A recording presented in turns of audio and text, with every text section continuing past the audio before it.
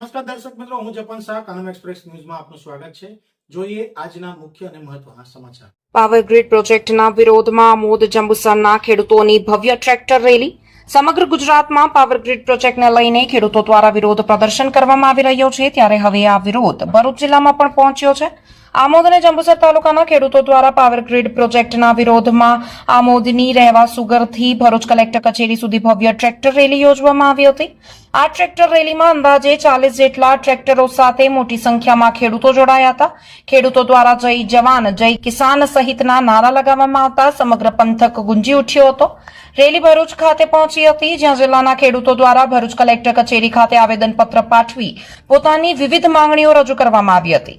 ખેડૂતો દ્વારા power grid project અંતર્ગત જમીન સંપાદન અને વળતર સહિતના મુદ્દાઓ અંગે સરકાર સમક્ષ રજૂઆત કરવામાં આવી હતી।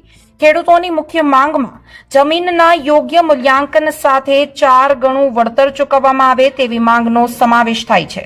આ દરમિયાન રેલીને ધ્યાનમાં રાખીને કોઈપણ પ્રકારની અનિચ્છનીય ઘટના ન બને તથા કાયદો અને વ્યવસ્થા જળવાઈ રહે તે માટે પોલીસ દ્વારા ચુસ્ત બંદોબસ્ત ગોઠવવામાં આવ્યો હતો। ટ્રેક્ટર રેલીના પાર્કિંગના મુદ્દે ખેડૂતો અને પોલીસ વચ્ચે બોલાચાલી અને ઘર્ષણની સ્થિતિ પણ જોવા મળી હતી। જો કે પોલીસ દ્વારા સ્થિતિને કાબૂમાં લેવા પ્રયાસ કરવામાં આવ્યો હતો।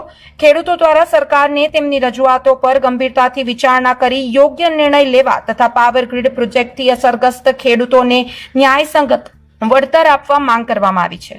રિપોર્ટર મકસૂદ પટેલ, આમોદ। ભરૂચ જિલ્લાના જંબુસર અને આમોદ તાલુકાના ખેડૂત મિત્રો આજરોજ આમોદ ખાતે રહેવા સુગરના ગ્રાઉન્ડ ખાતે ભેગા થયેલ છે। સરકાર તરફથી કાયમી ખેડૂતોને થતી અવગણનાના કારણે આજરોજ ભરૂચ કલેક્ટર સાહેબને રેલીના સ્વરૂપે આવેદનપત્ર આપવા માટે અહીંયાથી પ્રસ્થાન કરી રહ્યા છે। મકસૂદ પટેલનો report, Kanam express news, Amod. સરફરાજભાઈ સબ્બીરભાઈ પટેલ, જે આ રેલી જે છે સાહેબ, એ અમારા ખેતરોમાં ટાવર આવ્યો છે।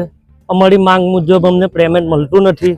બીજા અમારી જોડે અન્યાય થાય છે, કેનાલોમાં પાણી નથી આવતું। અમારું સરકારી પરિપત્ર પ્રમાણે કોઈક જ કામ થતું નથી સાહેબ અમારી સાથે। મારું નામ મનીષ અયુબભાઈ ડભોયા છે। હું આમોદનો રહેવાસી છું। અમારે અત્યારે આ ટ્રેક્ટર રેલીની એટલા માટે જરૂર પડેલી છે કે સરકારમાં આટલી વખત આવેદનપત્રો આપવા છતાં પણ કોઈ પણ ખેડૂતનું સાંભળવામાં આવતું નથી। અને બીજી વસ્તુ કે ખાતર નથી મળતું, પાણી ખેતરોની અંદર ભરાઈ જાય છે, કેનાલોની અંદર પાણી નથી આવતું, શિયાળો હોય કે ઉનાળો હોય, એટલે આ બાજુ કઈ 3 પાક ભરૂચ જિલ્લાની અંદર લેવામાં આવતા નથી। ફક્ત અને ફક્ત કુદરત ઉપર જ નિર્ભર છે। જે રેલી એટલા માટે કાઢેલી છે કે અગાઉ સરકારે જે પરિપત્ર નક્કી કરેલો હતો એની અંદર વાત હતી કે ખેડૂતોને કમ્પ્લીટ પૂરતું વળતર આપવામાં આવશે, પણ એ પરિપત્રની અંદર એવું છે કે માર્કેટ વેલ્યુના 200%, એટલે કે માર્કેટ વેલ્યુના 200% અને 25 વર્ષ સુધી આ થાંભલા ઊભા થશે, એની અંદર ખેડૂતને તો કઈ ફાયદો થવાનો જ નથી। ખેડૂતનું શું છે કે નુકસાન જ છે। કિરીટભાઈ નગીનભાઈ પટેલ, મુકામ પોસ્ટનથી, રહેવાસી અંખીના છે અને ટ્રેક્ટર રેલીમાં ભરૂચ જઈએ છે। અમારો ટાવરનું વળતર માંગવા માટે એ કરેલું છે, એમાં જઈએ। હું જંબુસર તાલુકો અંકી રહેવાસી છું।